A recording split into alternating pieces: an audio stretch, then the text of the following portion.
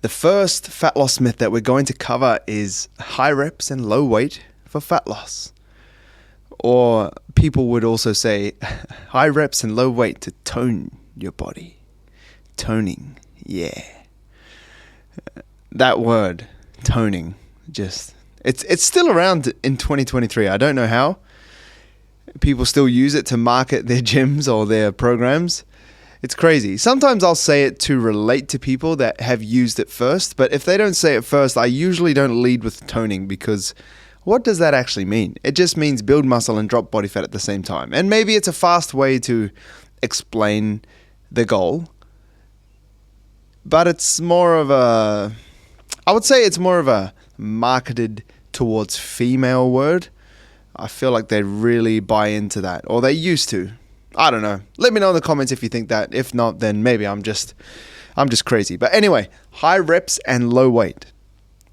Now, this was pushed because people think that lifting higher reps and doing lower weight is going to burn more calories because you're exerting more energy and your heart rate is higher and you're sweaty and it just feels like fat loss.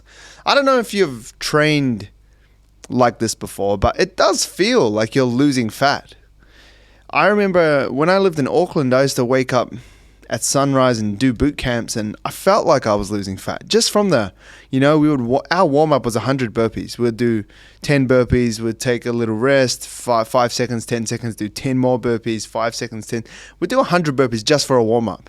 And then we would go into doing crazy things like just, running around this park, doing push-ups on the curb, doing lunges around trees, doing all these types of things. And back then, I thought I was smashing it. I was absolutely burning fat. I was a fat-burning machine. But the truth is, I was just sweating. I was moving a lot. And I'm not taking away from these things. It's important that you move. It's important that you exercise. It's great physically, also mentally, socially as well. There's a lot of people doing that boot camp. But just because you're sweating and doing lots of things does not mean that you're losing fat. And just because you're doing heaps of reps and lighter weight doesn't mean that you're losing fat either.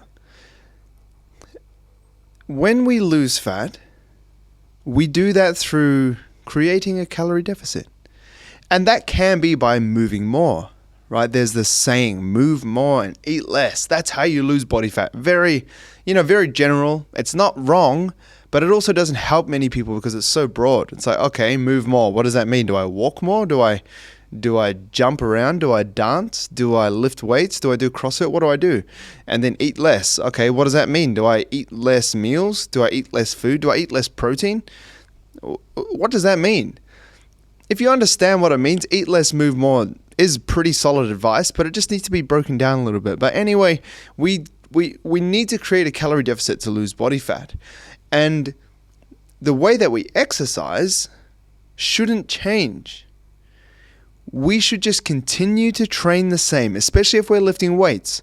We should just continue to train close to failure, doing simple, basic exercises that have stuck around for years. Squats, bent over rows, pull-ups, overhead presses, bench presses, push-ups, chest press machine, lat pull down, seated row, leg extension, leg curl, standing calf raise. All these exercises that have been around for ages because they've earned the respect of peoples and science.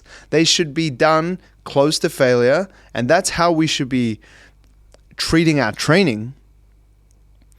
And we should be losing body fat through our nutrition, which is through creating a calorie deficit, eating less calories than we burn per day.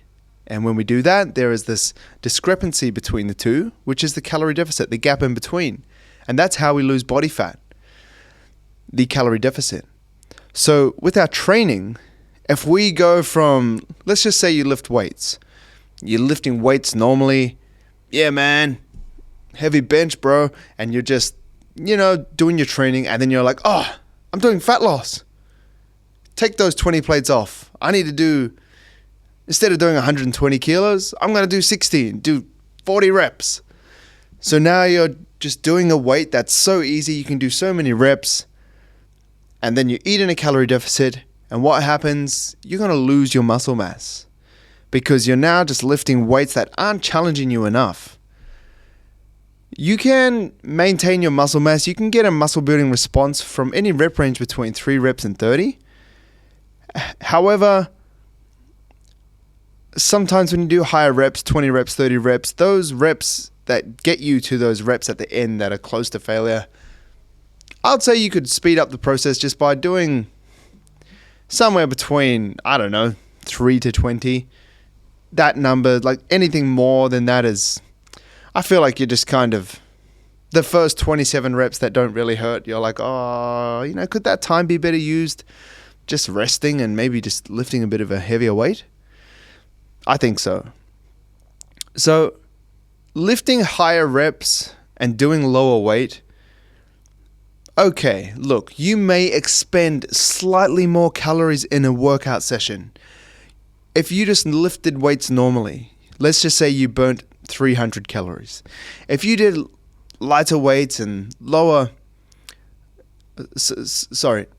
weights and heaps of reps, okay, you might sweat more, you might feel more fatigued, you might have a higher heart rate, you might feel it more challenging for your cardio, you might expend maybe 50 calories more, 100 calories more. Let's say this is being super generous. And if you burn that extra 50, 100 calories, is that really worth it? Because now you haven't really applied progressive overload because you're doing these higher reps, lower weight. So you're not getting any PRs. You're not really getting stronger. So that means that you could potentially lose muscle mass. Okay, you might lose weight, but you want to hold on to your hard-earned muscle. There's a saying. The training that we do to build muscle is the same that we do to maintain muscle in a calorie deficit. So don't change your training. Don't go to high reps and low weight because that is a recipe for losing your muscle mass. You might lose weight, but you're losing muscle as well. And what we want to do, because muscle is so hard to build, especially as you get more advanced and, even as an intermediate person, like you don't build very much muscle. So you want to do as much as you can to try and maintain it. And changing modalities or strategies, methods in the gym, going high reps and low weight is not a great way to maintain that muscle mass. And maintaining your muscle mass is what makes you look shredded. Like losing weight where you're looking lean, but if you want to look shredded, which is what most people do, that is because you have muscle mass underneath that fat. And when you lose that fat, you need to hold on to that muscle mass because that gives you that shredded look. That gives you that wow factor, like, oh, that person's muscular. Because there are skinny people, and this isn't me saying skinny people aren't doing good. Skinny people is not the body that we want to go for. I'm not saying that.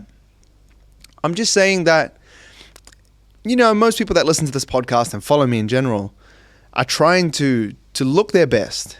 And when we look at physiques that we admire, that may inspire us, that may be our #Fitspiration, they're often shredded. And that is a low body fat percentage with a high muscle mass for their body, usually. That's what makes you stand out because it's quite hard to achieve. And it's hard to achieve because there's so many fat loss myths that are around. So that's the first one. High reps and low weight, don't do it. Keep training normally.